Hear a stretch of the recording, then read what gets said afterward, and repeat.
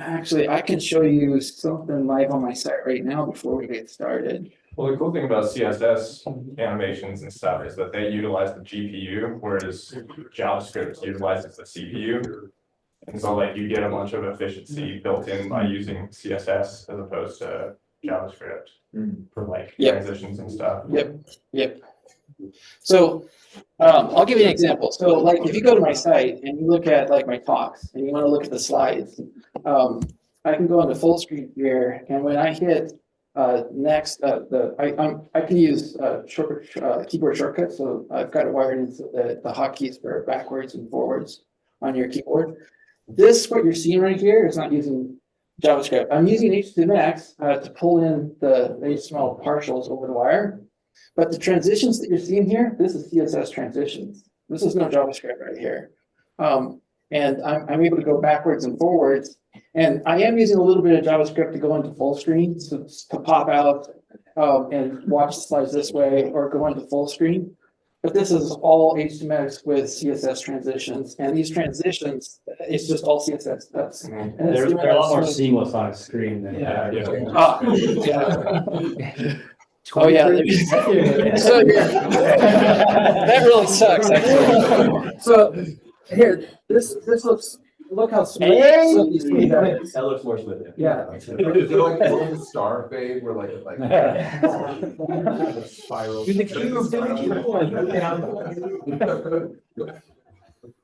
So anyway, that's just using view transitions and HTMX. I thought that what was up there was what you were really still trying. I was like,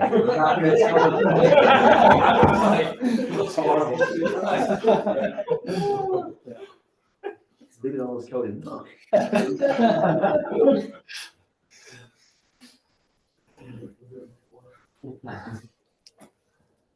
right, there was the talk within the talk before the talk. The hype man. Brooke is his own hype man, it's amazing. Dan, what do we have for Brooke to take it away? Brooke is the founder and architect of Alchemists, which is a collective devoted to craft software engineering, Ruby. Provides CP consulting services and elegant open source solutions to difficult and hard problems. Brooke's going to be talking about Milestones, which is, I believe, a gem that you just released, or you've released multiple of them. But Yes. You finally hit 1.0, is that the idea? Actually, it's 18? Yeah. You finally hit 18, folks. Yeah. Wow. Yeah. December, seriously. Oh, yeah. Well, but the other thing though too is this has been a decade in the making, right? Like I've been working on this for over a decade. And as some of you might remember, actually, 5 years ago, I actually gave a shorter talk on Milestone or the gem itself. But I was kind of digging into like the plumbing and the working behind it, right? And since that time, I've actually blown it out into a more full-fledged solution. And so what I want to kind of present and talk to you all today is actually at a high level dealing with release management and the automation of getting your software versioned and release notes generated and deployed in production. And so the purpose of this talk is to kind of echo some of those things 5 years ago that I gave here, but really focus at the high level, and then we'll dive into some of the milestone and some of the functionality behind it. So that's the purpose of this talk.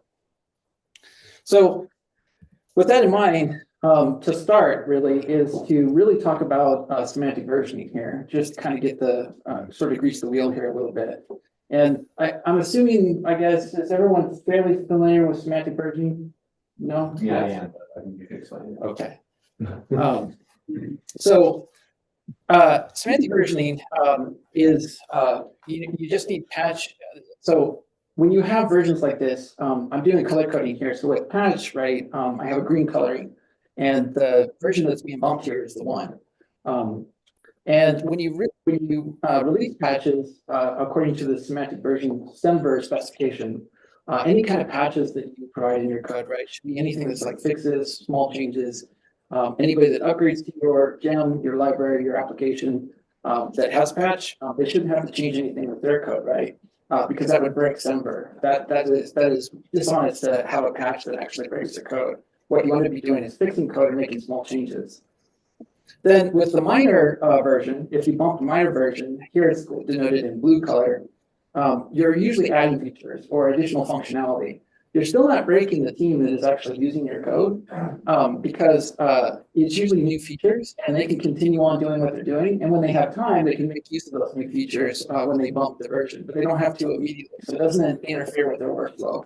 So in both these cases, patch and minor, you're not affecting the team too much until they're ready.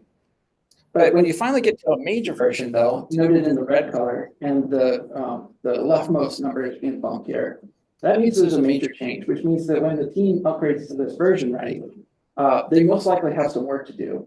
Maybe things have been removed, maybe things have been changed completely, and they've got some things to do on their side before they can actually make use of this version. So that's semantic versioning in a nutshell.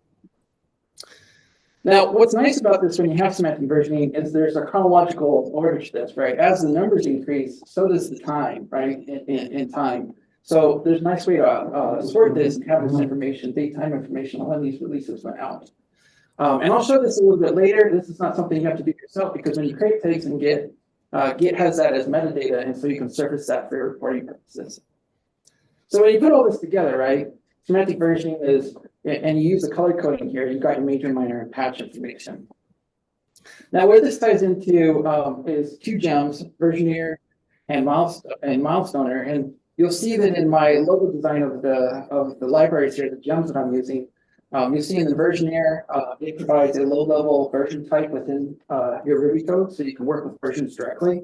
And you'll notice that the color code for major, minor, and patch information is in the logo.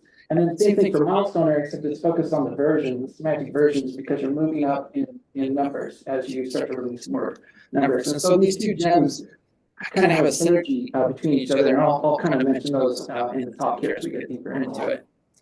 So with that in mind, then, I want to actually talk about the problems that face teams. And like I said, I've been working on this for over a decade now. I've worked with many, many teams, many clients and stuff that I work with, and they always have the same kind of problems when it comes to versioning and dealing with releases and the automation of that.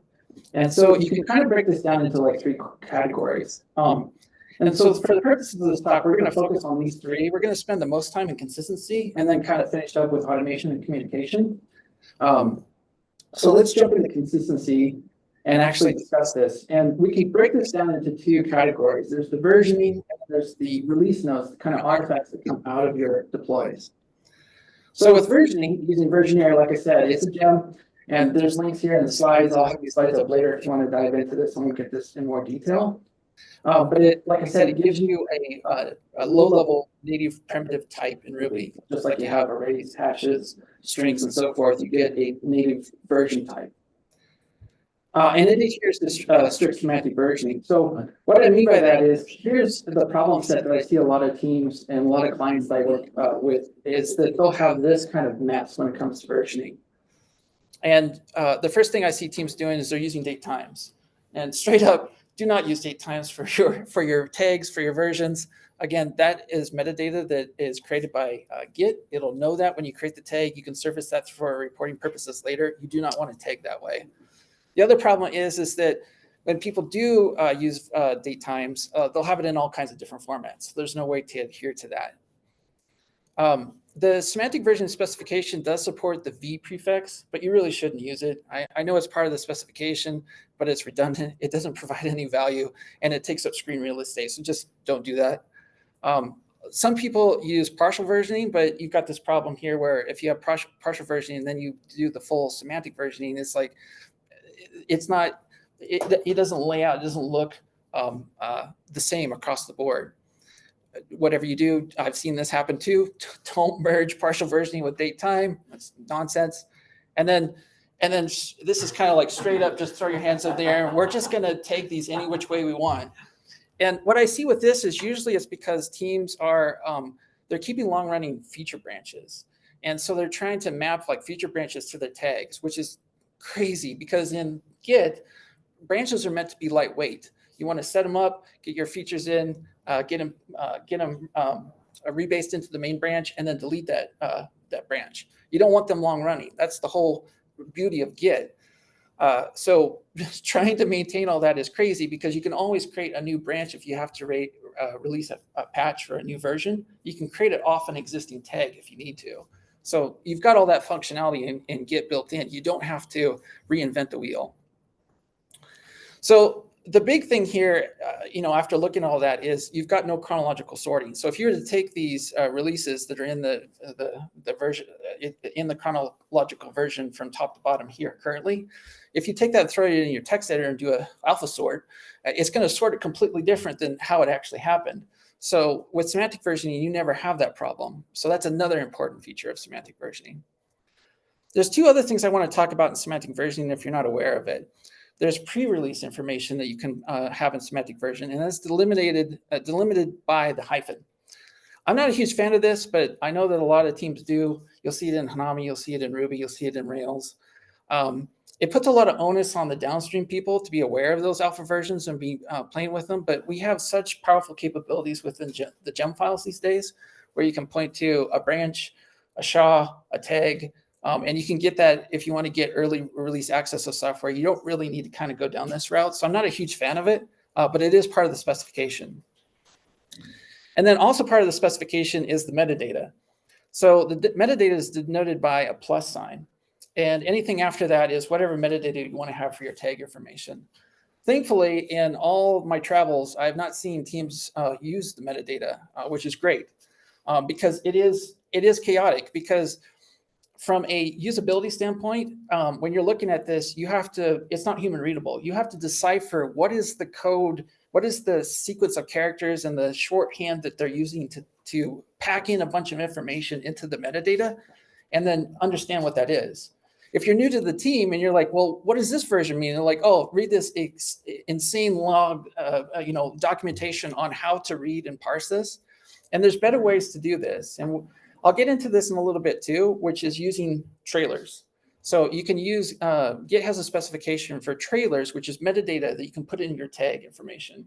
You can also put it in your Git commits, and I'll show you how that gets used a little bit later too. Super powerful to give better meaning to the data that you need for reporting purposes and for reporting and explanational purposes later, like when you're looking at your commits and your tags. So don't do this.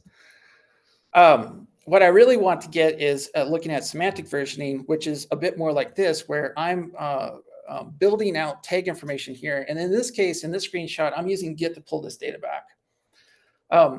And it's all coming from Git, and I don't have to do anything additional work to pull this off. But if you kind of clear this out, and at a bare minimum, if you don't care about this other metadata, which I'll explain here in just a moment, all you really need to do is do strict semantic versioning that you're seeing here.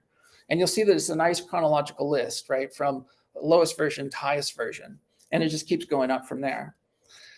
But with Milestoner, which I'll talk about in a little bit, you don't even have to worry about doing this. It'll handle all this for you, automatic version bumping and everything. You don't even have to do this. But if you don't use any of that tooling, at a bare minimum, this is what you would do if you're creating a Git tag. Now, the nice thing about this is when you create the tag in Git, oh, yeah, sorry. Is it okay to ask questions? Yeah, actually, yeah, that's a good point. Feel free to interrupt me anytime. Cool. So it's very possible that you could release 2.0.0 and then later do a 1.2.1. How does that affect the sorting stuff? So the sorting is fine because by default, Git will sort this. I think that's right. Or it depends on how you have Git configured through your global Git configuration. You can change all this, and you can also change it on the command line when you do a Git tag list. But I think it defaults by the tag name or the subject, the subject of the tag. And so this you could have that patch go out like you're saying, and it would still list properly chronologically. So it would go if we had 1.2.1, it would go under 2.0, it would be below 2.0.0, assuming we release it later. Okay. Yeah. But the date time though on that would actually show that it happened after, because Git's recording that date time. And so yeah. But again, that's a really good question because if you do sorting, you can tell Git to list tag information, and you can have it sort by author time. And in that case, that date is after the fact. So then you could actually have these versions out of order in that case. But that's just for reporting purposes, right? If you want to sort it that way, if that makes sense. But yeah, that's a good question. So the date time information is there with get tags, as you can see, and you can pull that out. The other thing is you'll know who the author is when you create the tag, so you can pull this out from Git too. And then all this right here is actually metadata that's coming from Git. But what I'm doing here is I'm using Milestoner to actually build this statistical information, because when you create a tag, I can look at Git and I can sum up all the number of commits that went into the tag, the number of files touched, the number of deletions, insertions, and duration. Duration in this case is shown in seconds, but I render it. I'll show you how it's rendered in the UI later, so it's human readable. But all this is tag information that, or sorry, trailer information that's going into the tag. So what that looks like is this. If you create a tag, and again, if you're familiar with Git commit messages, right, you're going to have a subject and you're going to have a body. And then below the body is where you put the metadata. And that's what this looks like. It's always a key value store. It's always a key, a colon, and then the value. And you can put that in commits, and you can put it in trailers, or sorry, tags. And in this case, Milestoner is actually building in this into each tag that it creates, which then allows me to render that UI that you saw on the previous screen. So how am I doing that? Well, if you have all that information in Git, you can pull it out by just using git tag list. And I go into greater detail into, sorry. It's as simple as that. Yeah, it looks it's fair point. It looks overwhelming because the formatting is quite detailed in Git, but the rest of it is actually pretty simple. But what I'm doing here is I'm doing a git tag list. I'm ensuring that coloring is enabled, and then I'm using format to actually say, hey, I want the SHA in yellow. The subject. It's actually the tag subject. The ref name and the tagger name, which is me, the author, in blue, and then all the tag information to be in a magenta color, except for deletions and insertions, which are using red coloring. And then what I'm doing after that then is I'm piping that into the column command in Unix. And because I have pipes between all the formatting you see there in that big formatting text, I'm saying, hey, column, go ahead and tabularize this, which you see in the upper part, rip out the pipe, and then get this nice tabular view. So I don't have a lot of time to dig into this now because the purpose of this talk isn't to dig into this in greater detail, but the article that I have down below allows you to really, it unravels how this works, how you can use this, how you can add it to your own tooling. So now that we've talked about versioning, let's actually go into the release notes, because once you get versioning down, this opens up a huge possibility of being able to generate really advanced release notes, which frees your team up so that you don't have to think about this. You can just let everything be auto-generated when you do a deploy, and you don't have to disseminate this information to fellow team members, stakeholders, powers that be, and so forth. You just get all this stuff for free. And the way that's being done is through the Milestoner gem. So this, I'm going to talk about a little bit like what I did about 5 years ago, but now it's advanced quite a bit. But first, I want to set the stage on the criteria that I'm looking for in order to build release notes. And over the past decade, I've kind of come up with about 25 criteria, and it changes and morphs over time. And if you guys have other ideas, other suggestions, other things you'd like to see, I'm definitely open. Definitely want to hear from you and how you'd want to use it in your team, because I think what I'll present today is I'm pretty excited about. But if there's other things that are missing or things that you could use, let me know. So based on that criteria, we're not going to go into all the details, but I'm going to kind of show it across multiple languages here. So I'm going to pick on Node, Rust, and of course, the language that we love, Ruby, and see how they score on this criteria. So you can kind of get a sense of what this means in terms of building release notes. So if we focus on Node, here's an example from the 22.4 version that they released. And let's kind of see how they score on this criteria. Again, I'm not going to go through all the criteria, but I'm going to kind of touch upon this at a high level. So if we walk through this, right, we'll see that Node, we know the project and we know the version, which is great. We also know the author, Michael Zazo, is the tag committer in this case, and we can see his avatar, so we know who he is, but it doesn't link to his profile. So if I need to get in contact with him, I have no way to reach out to him without having to dig through the release notes and figure out his GitHub ID. The other thing that Node's doing here is they have an icon, which is good. It's a nice way to give a visual cue to the project, which is great, but it's massive. It takes up a lot of real estate here, and then it repeats the version and project information. It's redundant. And then down here, we have the date time finally, but then the version and information is listed again. And then I think Michael Zazzo's handle is Targos in this case. I'm not sure, I didn't look it up, but I'm assuming that's what's happening there. But that could all be found if you just had a link to his profile, you'd figure it out there. The other thing here, and you'll see this in the other examples, is there's custom categorization happening here. And what I'm trying to present here is that we don't really need that. We can have that happen automatically. So Node has some custom categories, and they're different each time for the various release notes that they're generating. The one thing that Node does do right, though, is they are linking to the commits, which is great because you want to get access to that to actually see the code or the changes and learn more about what's happening. That's a real good positive, but it's prescriptive because they've got the SHA in there. Don't get me wrong, having all this information is good to have, but you don't really want it at a human readable standpoint. You don't want machine text at this level. You want to be able to read this as like an article to get up to speed on what's happening and the changes. And then they're also using funky prefixes to their git commit messages like doc : and inspector : and then the message itself is not really well worded. It's still kind of machiney. It doesn't actually explain what it is that's doing very well.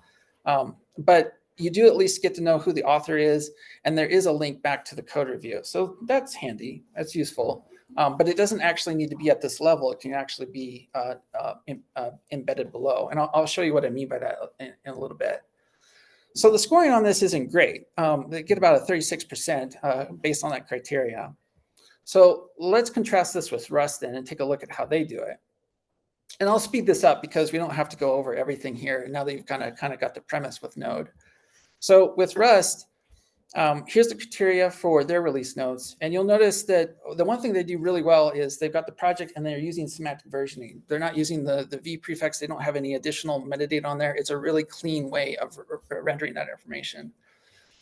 This is pretty boilerplate because I think this is the release generator tool from GitHub. I might be wrong, but I think that's what's happening here. And so this is kind of boilerplate, but it does have a link to the Rust bot and you can check out the profile and so forth. We have categorization here, not great.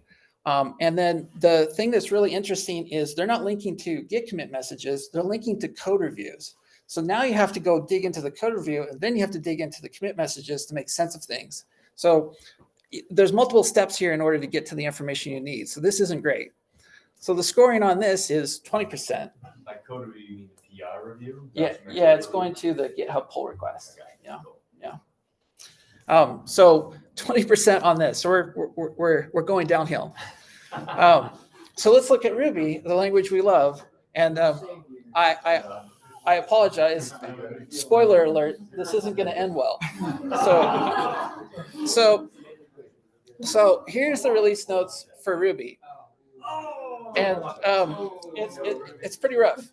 So the one thing, this is nuts. Yeah, this is nuts. So yeah, I can't believe this. This is crazy. But the thing that's interesting about this is a lot of other people got upset about this, and I think they actually fixed it. So if you actually go look at 3.3.4, it's actually 3.3.4. I think they fixed it. I don't know why they released it that way. I just had to capture a screenshot because I was like, this is nuts. This is the same as Rust, so nothing to talk about there. They've got a what's changed, but there's no other categories, so it's kind of like Captain Obvious. You don't really need that there. And then this right here is linking to the bugs. So we've got Node linking to commits, we've got Rust linking to code reviews, and we've got Ruby linking to the issue tracker and Ruby or Redmine, I think. Yeah. So then you have even more work on Ruby because you got to go track down the bug, you got to track down the code review, find it in GitHub because the issue tracker is not on GitHub, so it's on two separate systems, and then you got to dive into the commits to understand what happened here. So and then there's a changelog here. It doesn't really help because it's a full diff, but the scoring on this is 12%. So we're not doing great in terms of Ruby here. So if we look at the total scoring, right, it's just kind of downhill, and we're failing across the board on all these projects.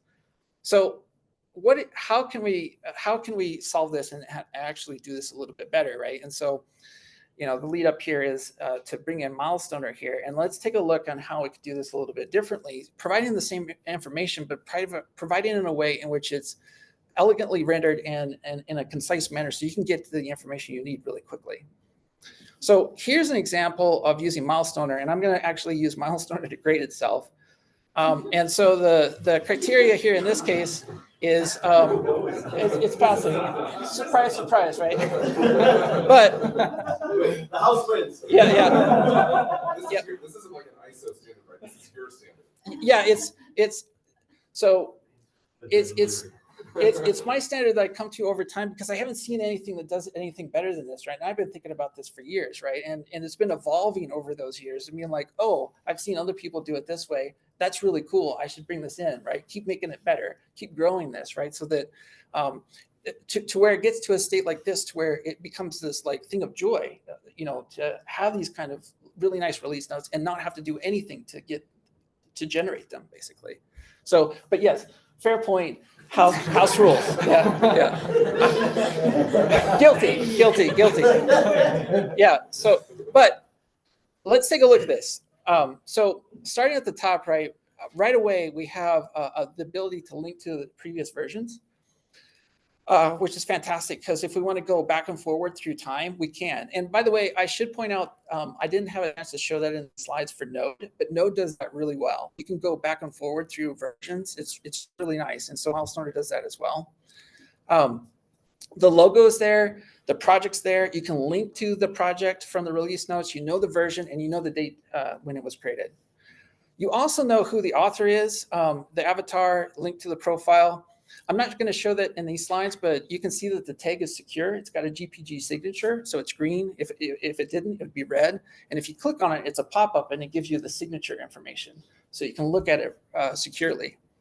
There's some expand collapse buttons there to be able to expand the HTML details elements that you're seeing here. So this is just pure HTML. A little bit of JavaScript using Alpine.js to make the expand collapse work. But and then the forward, the previous and next buttons, that's all HTMX, being able to render that back and forth. That's the only JavaScript used. And then you can see an example here of the message. So these are all commits that went into the release. If you click on one of those, you get the details, and you get a lot of information at once here. You see on the left-hand side the patch. You know it's a patch. That's coming from the trailer metadata in the git commit message. Yeah. What if it's a closed source project? What should you link to instead of commits?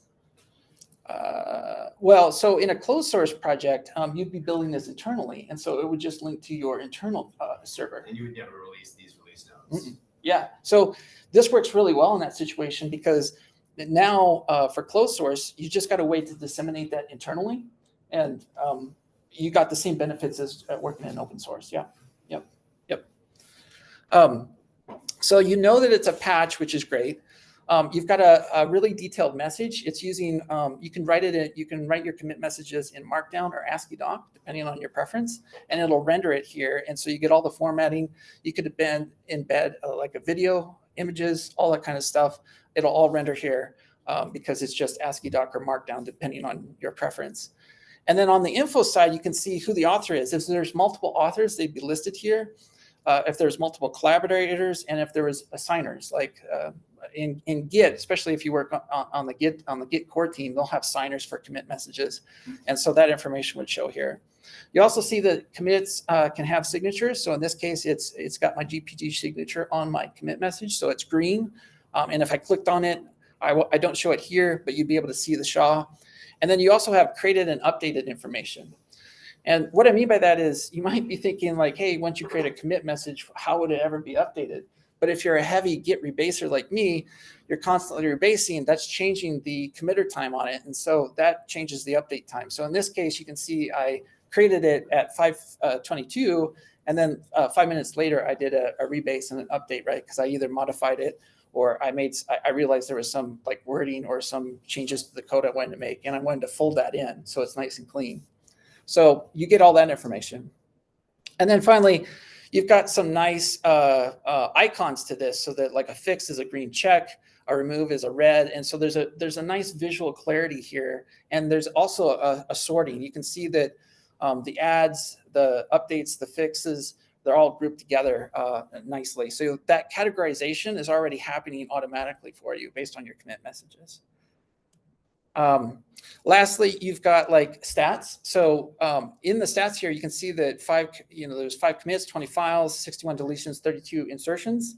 And then the date time that I was showing you before that was in seconds, here I'm rendering it in just a human readable format. And so you can see that it took 19 days basically from the first commit made to the last commit made to actually create the tag and get that version pushed out. And because this happens to be an open source project, it's nice on weekends. So there's a longer period of time there, 19 days to get this version out. But on a normal team, right, you're most likely releasing on a daily basis or hopefully at a minimum a weekly basis. So you should see shorter time frames. But this statistical information is nice to have because you can plot the trajectory and the pace of your team over time because that statistical information is built into your tags. And then finally, you've got the forward and next, like I was saying. And the version of Milestones that was generated. And so the scoring on this then is, 98%. The reason it's not a whole 100% is because the linking to the code review requires API support. What I mean by that is if you're using GitHub, I need to make an API call to GitHub in order to pull back, acquire the Git, and then figure the Git commit, the SHA, figure out what code review it's associated with, and then link to it. So that all works. It's just out of the box, Milestoner won't necessarily set that up for you unless you do some internal wiring. So that's why it scores a little lower there. So that's the web format that I'm showing using Milestoner. But you can also render this in ASCII doc. So if you don't like the web view, you just want ASCII doc format, you can render it that way. I'm not showing you the ASCII doc code in this case.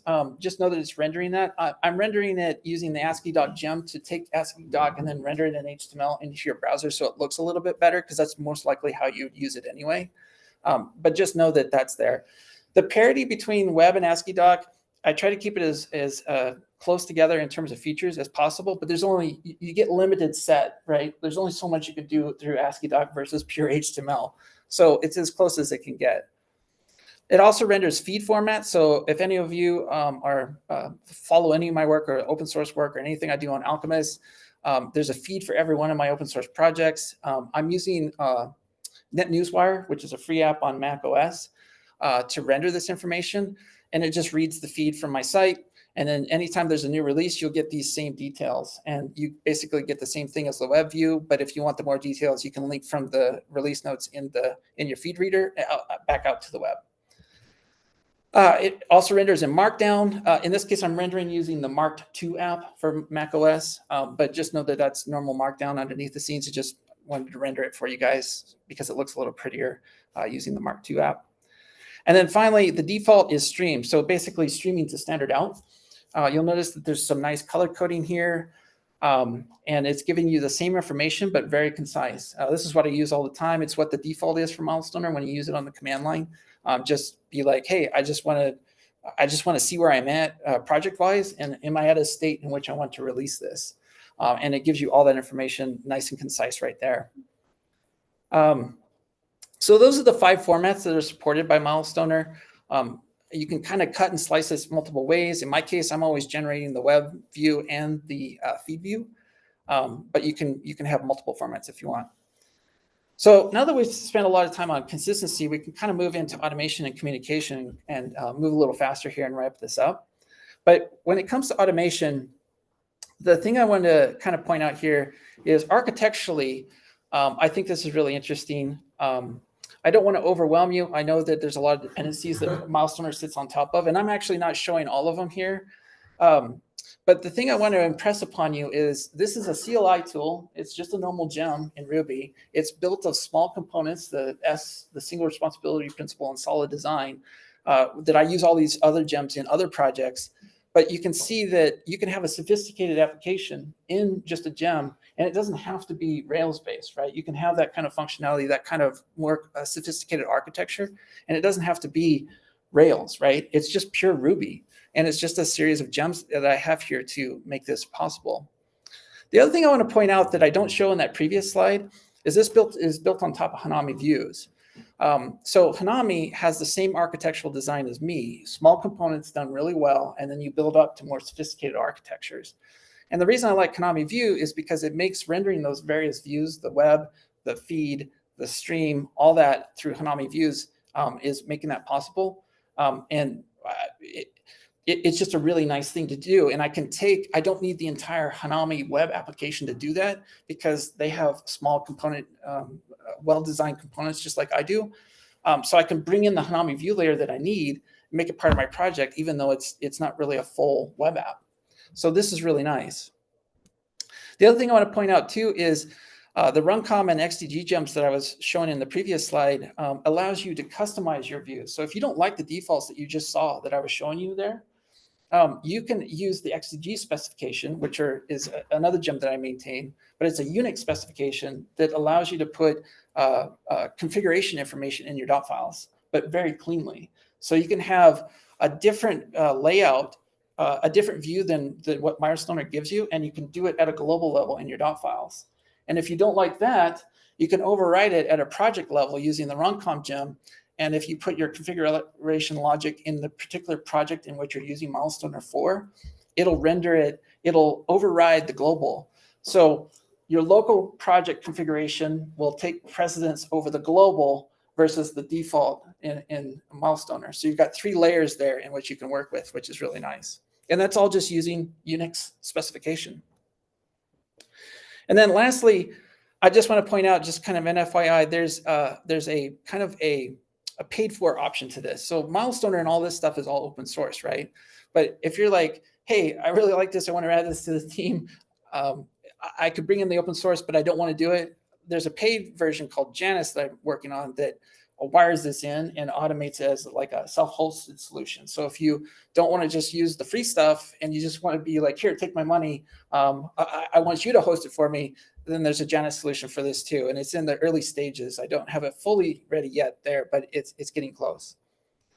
So the workflow then for this, now that you've kind of got the architecture, there's a nice workflow to this. And there's the Caliber gem that I maintain, which is basically just a wrapper around the RubyCop ecosystem. It takes in a whole bunch of the RubyCop gems that I can't really live without, and allows you to have consistency to your project, right? So, you know, for code reviews, for consistency in your code, you can wire this into CI or your local Git hooks and make sure that you have that consistency. But you can do whatever you want here, right? If you're just using pure RubyCop or you're using something else entirely, that's fine. But I'm just kind of showing my flow here a little bit.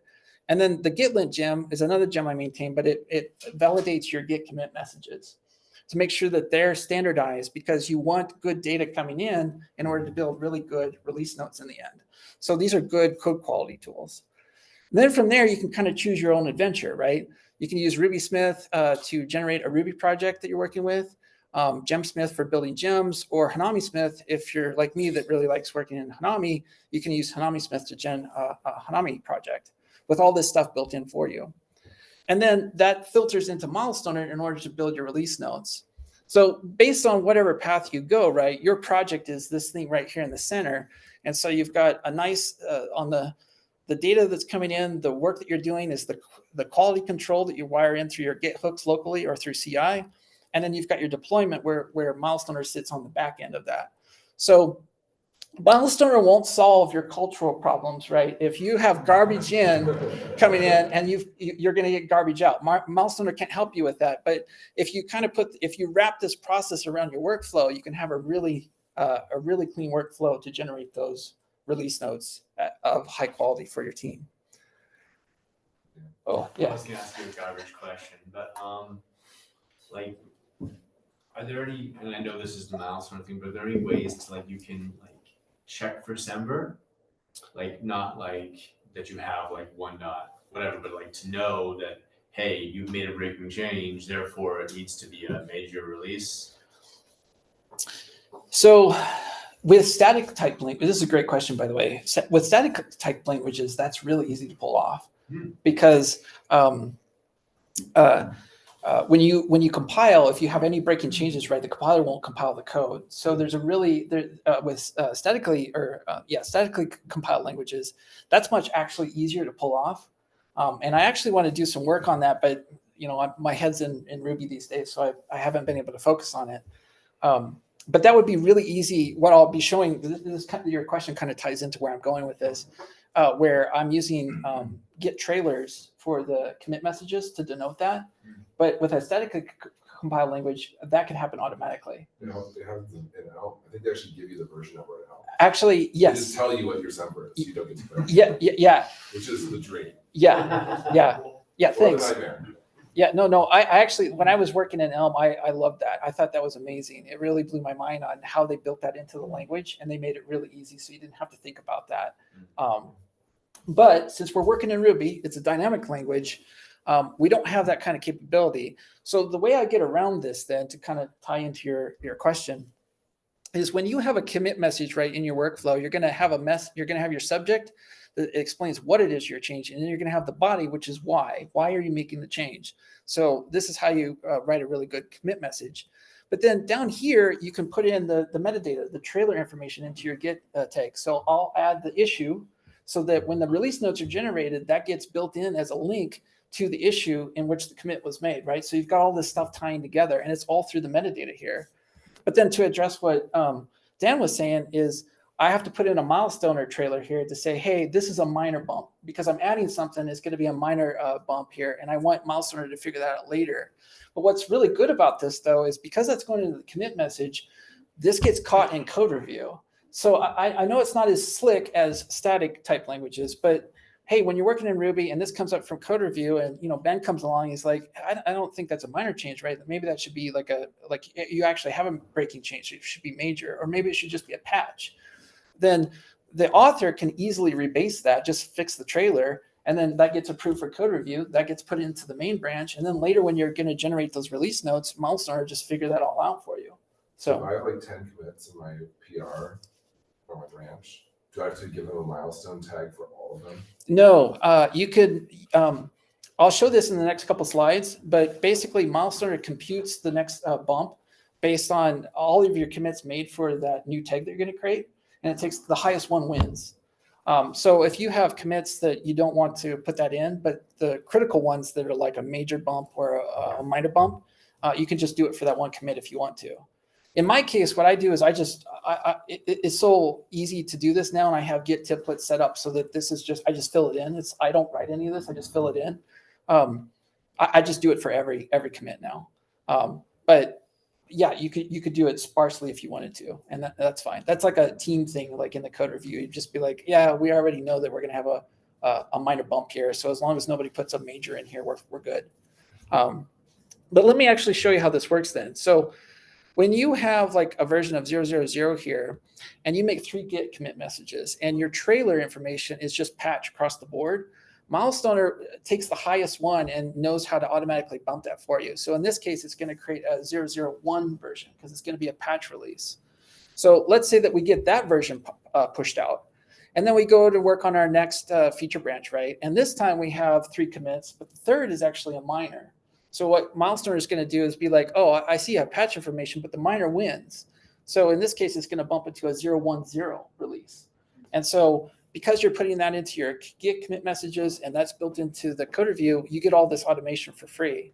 And then finally, if you have the 010 out and you have 3 more commits, but this time you have a mix of major, patch, and minor, it doesn't really matter. The fact that major is the highest one there, that means that the next version that it's going to create is a 100. It's going to be a major release. So that's all happening automatically. Yeah, Dan. And Milestone is smart enough that if you made a branch off, like a bug fix backport branch off of 0.1.0, and then you had like, a patch, they were all patch things because it was fixing some spelling error or some bug, it would do 0.1.1. Yeah. And the way it does that is you would have that feature branch at that point, right? You're adding your patch information in there. Tag, right? Yep. And you'd have your metadata in there. It looks at the last tag created and then figures out how to bump it based off the metadata that's in the commit message, if that makes sense. Yeah. Yep. So yeah, it's really smooth working that way, jumping through branches and, and making patches and so forth. So then at the end of the day, right, if you're just working from the command line, if you want to build the stream format, right, using this flow, it's just stream. You can format it in ASCII doc, Markdown, web, and feed. In this case, there are some additional build parameters that you can give Milestoner. When you're doing a feed format, you don't really want to have a syndicated feed that just says one version. When people subscribe to that feed, they're going to want to usually see like the last 10. By default, Milestoner is just going to build the last version for you, and that's usually what you want. But in some cases, when I'm building the web view, I'll tell it to build like the last 10 release notes because I want to look at them all. But normally, I just use the last, the most recent. But for a feed format, you definitely want 10 or 15 or 20. And then finally, when you're done, you just say milestone or publish, and it creates the tag, builds in that metadata, it automatically version bumps for you, and you're done. As simple as that. So now that we've talked about consistency and automation, let's wrap this up with communication. And there's not a lot to talk about here, but I just want to highlight a few things like in terms of workflow for us as engineers, right? So when we're working on teams, right, we're picking up issues, we're working on code reviews, we got source control to deal with, and then we got continuous integration. And out of that, you know, again, the various clients and stuff that I work with, they're still doing this manually, right? They've got a manual deploy process. There'll be some automation depending on what they're doing, right? Like if they're using Capistrano or they're doing Terraform or whatever. But there's still this problem of actually, you know, making sure that the semantically version tags that you're creating are always consistent across the board. Usually it doesn't have this kind of tooling there. And then the release notes can be just complete anyone's game in that case, right? And so being able to have all this so that you can disseminate this information to fellow engineers, fellow team members, stakeholders, customers, you want to reduce those communication channels. We already have a lot on our plate as engineers, so being able to manage that and send all those messages out is not a lot of fun. So if you bring in Milestoner, it can automate that for you so that that information is just automated, done, and you can take the artifacts, the release notes that's built out of that, and you can disseminate that to fellow engineers, stakeholders, and customers. So that's the benefit in terms of communication, is reducing that so you can save your team time. So you can stay focused on delivering value to your customers. So in a nutshell, that is Milestoner in terms of being able to provide that kind of consistency, automation, and communication. And that's my talk. And thanks for letting me speak. And if you want the slides, there's the QR code for the slides. And if you want to be involved with the community, it's not very large. It grows and shrinks based on people's interests, but I'm always there. I'm always hosting weekly events on Luna, like we do here for Boulder. But it's more of like a sort of an office hours type thing. So if you want to learn, you want to level up on this stuff, you want to talk about this stuff, you want to talk about Milestone, you want to talk about advanced Ruby, I'm there. I'm happy to help. And if you have any of this that you want to use in your own teams, please let me know. I'd love to talk to you and just make this better and solve this problem. So, yeah.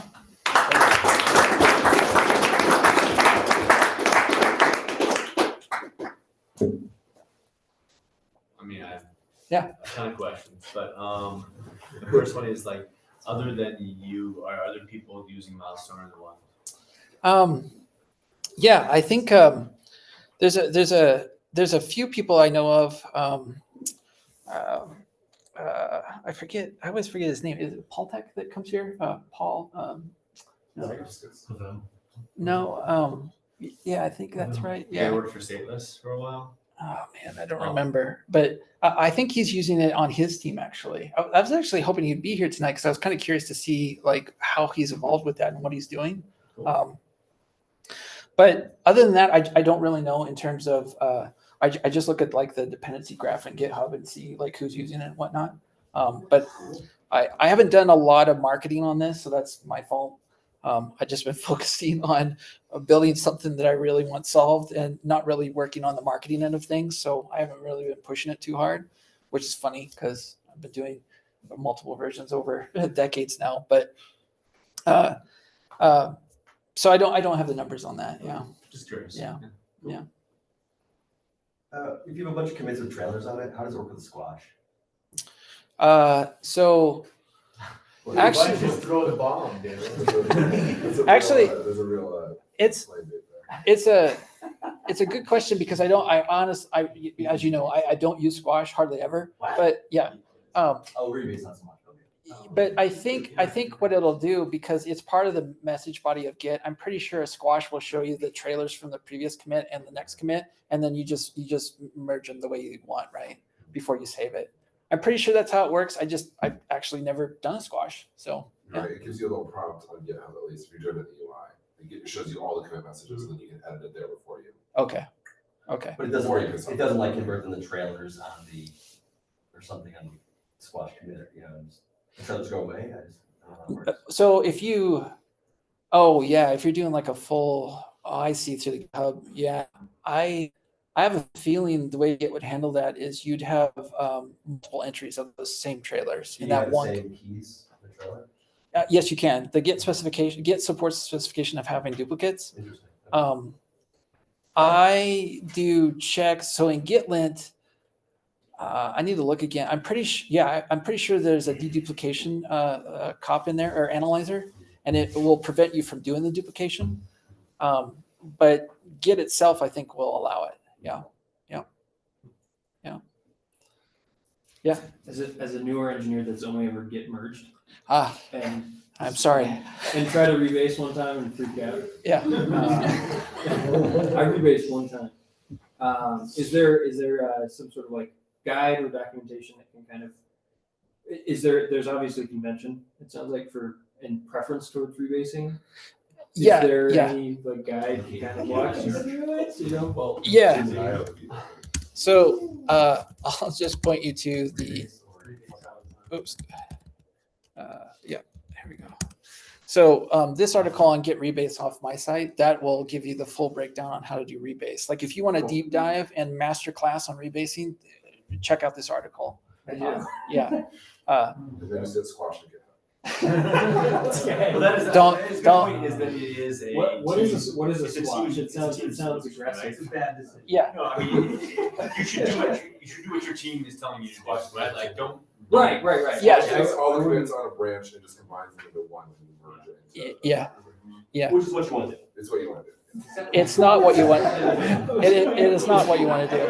Do not listen to those guys. Sounds like there's gonna be an arm But- Put 40 No. commits in the branch, it's like, No. But. What are you gonna roll back? So I don't want. Sleeves are getting rolled up. I don't want this to spiral out of control because it's always a contestant between the mergers and the rebasers. But the thing about rebasing, right? You can work in a merge system because you can rebase on your feature branch, your heart's content. And then if the team is like, yeah, I got to auto squash or merge, it's out of your control. But at least you were clean before you before it was squashed in. But it's a good habit to get into, right? Because when I talk about like advanced Ruby and advanced Git, right? Rebase is on the advanced side of this because it's a really good tool when you master it. It makes you think through the problem. It slows you down as an engineer. And I really, really enjoy that because there's been so many times in which I'm building commit messages and getting ready to get this up for code review. And I realize I can't explain the problem correctly. I've got the solution, but I'm not explaining it properly. I could break it down better through Rebase, or I could actually fix the feature or the patch that I'm working on and make it better so it's even easier to review. So I find Rebase to be, it's got multitudes of ability to level you up as a really good engineer so that you can. They reject PRs if they're not clean. Oh, good. Okay. Nice. I still have PTSD. Well, and I will say that I've worked on code bases that made tons and tons of money where a lot of the commit messages were working, or finish or, and Yeah. There's More there's PHP. there's definitely Yeah. you know, there's coding as craft, and then there's like coding as like making money. Yep. And there's always that tension, right? Like, Yeah. Brooke, I think, is an amazing exemplar of like code as craft. I'm not going to point out anybody who might be an exemplar of the other Sitting right here. But just as a new dev, you want to be aware, right? Like, Yeah. Brooke is going to espouse his values and his virtues, and then you're going to run into teams that are just like, hey, Yeah. you know, we don't care about this squash merge, you know, or No, rebase squash. Jesus. I've actually worked on places. No. I've worked in places that didn't use Git at all, right? And everything was like FTP Yeah. up, and this was like Yeah. 2010. Yeah. Like, so You're just trying to make Brooke blush at this point. It's hard because again, if you put this practice in there, you get the release notes automatically, right? Fantastic. It's work that you don't have to do later. It's kind of like it's like a Roth IRA. You're paying up front, getting taxation, but you're not getting the taxation in the end when you pull out the funds, right? And also what helps with code reviews, it speeds up your code reviews because people can understand what you're trying to do, and they don't have to spend massive amounts of discussion in the code review figuring out like what the hell you doing, right? And going back and forth. Like when you do this really well, most likely what you'll see is code reviews are going through faster because they really enjoy learning what you did because you're explaining how your thought process went through. And most likely, not only are you making the code review better, but you're leveling up your team. Because younger engineers that want to learn from a master, they can see the thought process that went into that and learn the tips and tricks because it's nicely broken down. The problem's broken down in a way in which it's understandable. Okay, so that brings up a question I have for you, which is like, if you're actually broken down all your steps, what are the release notes? Is it the commit messages? Mm-hmm. Yeah. Yeah. Because like when I've seen people do this workflow, like that you're describing, any one commit wouldn't make a great release note. It's like, so I can tell you what we use internally. I don't know why I never mentioned this to you. We use a tool called change sets, which requires you to write, add a piece of JSON metadata that you commit as a file with your PR. You can generate it in the web UI, like through it's all around the GitHub action. Okay. But that makes you provide one once per PR, and it provides whether it's breaking or not, a one-sentence description. Yeah. And I think that might actually be it. Okay. Nice. And that gets around whether you squash or not. Yeah. But what I'm wondering is like, so are you writing like when you come up with a release note? Is it literally like every commit message squashed together for one PR, or is it are you literally just listing the commits in a release? Is that the mapping? Yeah. So like if I generate the release notes for Milestone or for the next major version that's coming out this Christmas, you can see the release notes. This is kind of a longer release notes. I generally don't have massive because you can see that. So that's literally every commit. Yes. Yep. But it's very concise though, because through rebasing, I actually collapsed a lot of stuff down. I was able to refactor. You squashed it. You squashed your changes down to. So the reason I ask this is that like the Rails core style is actually really close to what you're describing, which is, and it's actually because people are gamifying contributions to Rails. That because they count they have a worldwide leaderboard for all time. It's the number of commits. And they've had to standardize what a commit means. So you're not allowed to break your commits up into multiple steps. Each commit has to be effectively what you're doing here, which is like a change. Yeah. Like a feature change or a bug. Yep. So that's what you're saying is that your PRs have a small number of commits. Yeah. This is where I think that your question is confusing me because like when I've seen people do the pure rebase style, it's often been very small commits where you might have like a dozen on a branch. But what you're maybe describing is you probably only have one commit on a branch. Well, for most, very few. Yeah, actually, here, let me generate this another way because I don't have all the versions. I'm just generating the most recent, but like, let me do like 10 back. This one's big, the Christmas release that I'm working on because I'm upgrading to Ruby 3.4 and I'm just fixing a whole bunch of things I'm pretty excited about. But if we go back to the versions, So like feature release makes it broke a bunch of stuff. well, so there's new capabilities. Yeah. It's so this is actually no. Actually, it's a really good point because this is something that frustrates me about Ruby. I don't know if you know this, but Ruby doesn't. It has semantic versioning, right? And we've never had a Ruby version that's not a major minor patch, right? But does anybody know when Ruby actually switches? When they'll actually do a major bump? They don't adhere. Every 10 years. Roughly, And because when they hit that 10 on the minor, they bump to a major. Yeah. Regardless. And Rails puts breaking changes in Yeah. the minor digits. They'll do Rails that. 7.1 to 7.2, I'm sure had breaking changes. Oh yeah, actually, yeah. So Rails is not a good adherent to semantic versioning. Ruby unfortunately isn't, but it's a little bit more complicated than that, because even with the 3.4 release coming out, they are making some breaking changes. Some things are being deprecated, and like, you wouldn't do that unless it's a major version, because you want to communicate to the community that you're actually removing or breaking things. And Ruby doesn't do that, so that's a bummer. And then the bumping of it is funky. So yeah. I mean, this is something that we've struggled with a little bit in my company, because it's a lot easier to push the work to the consumers of your software by like putting in release notes and not necessarily adhering strictly to SEMVer and things like that. Whereas it's a lot more work on you if you're doing, and I'm not just talking about release notes, I'm talking about like just like the logic of the code and like, you know, that's pulling more work up to you, which honestly you should be doing if you're like building a library or things like that. But that's the struggle I see again. It's a lot easier to just like, oh yeah, the devs will figure it out, we're gonna document everything, which frankly, just having documentation out there about changes or the code you can see is a step up. Yeah. Then like some people just like release shit and just, you know, you're finding out this stuff is broken. Yep. So anyway, Yep. there's like, again, that spectrum. Yep. So I respect that you're kind of pulling all that work into you, Yep. but you can't know when you stumble on a project what Yep. kind of project it is Yep. until you look around. No one says like, hey, we don't abide by SEMVer and we break it in this way, right? Ruby probably doesn't have a page that says that. No.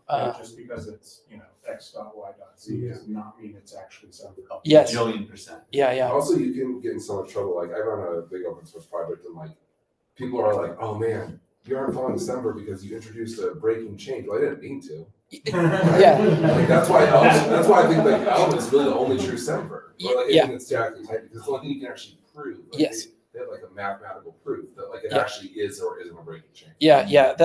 It's just the advantage that statically typed languages have over dynamic like us, right? Because it won't compile, so you can't release it, which is awesome. But we don't have quite that grace in a dynamic language. Yeah.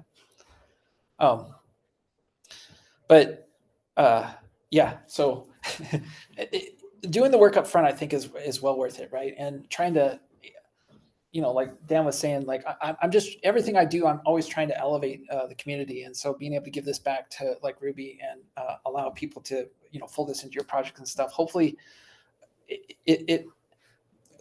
it'll help communicate that and take less burden off of you, which you're already doing multiple things and, you know, full stack engineers and all the other things you got to worry about, right? Like this is one less thing that you have to worry about, and you get all this grace by doing very little.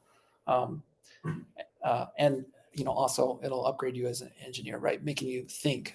One of my favorite things when it comes to interviewing, right, is seeing how somebody can actually write and communicate what the problem set, right? And doing good commit messages actually helps improve your ability, because a good writer is a good thinker, which means they have clear thought and clear ways of solving problems, which is way step above somebody who's just, like Dan was saying, fixed or screw this, it works. And, you know, those kinds of commit messages, they're just throwing crap at the wall. That's a different caliber of engineer versus somebody who's very thoughtful and thinking through everything. So I was gonna say, I totally forgot the body of a commit message even exists, you know? I didn't know.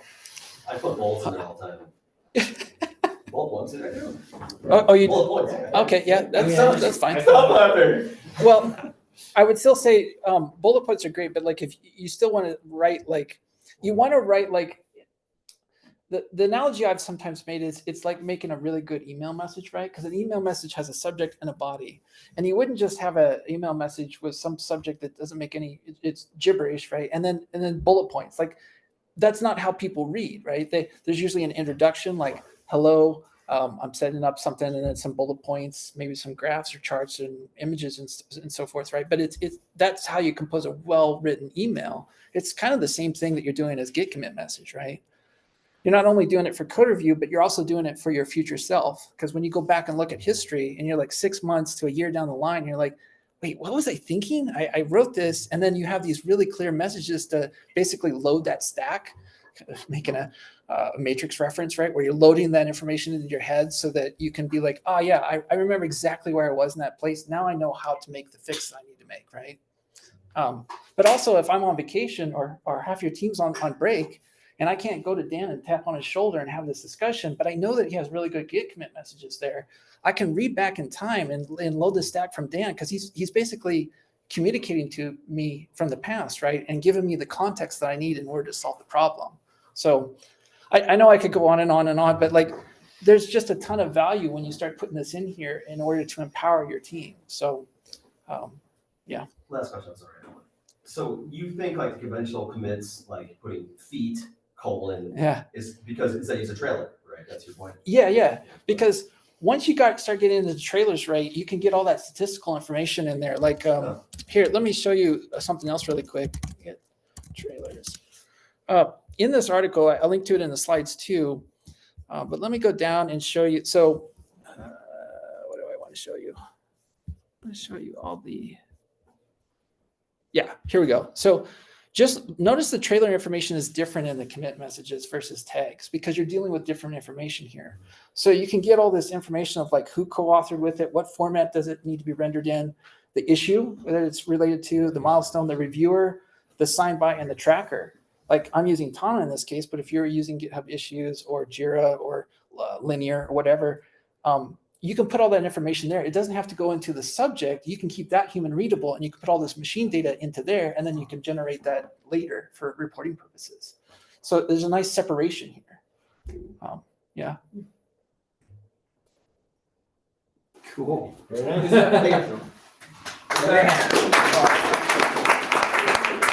a question about Git. Is that metadata below the body? Is that built into Git itself? Yes, it's part of the specification. Yes. Okay. And the reason I'm really excited, I should have mentioned this with Milestoner, is I think it was the last two versions, they finally added it to the tags. Yeah. So now it's in the tags, which really made it so that I can pull off what I've been wanting to do in Milestoner for ages.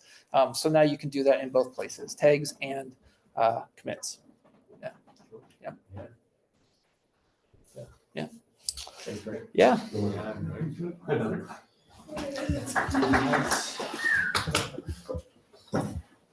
Any comments or anything? Dakota says the Republic of Rebates versus the Federated Merged States. I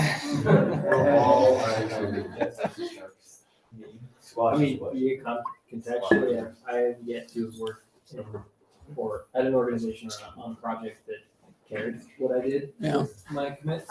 So sometimes I'm like, sometimes I'm just use a commit message. Yep.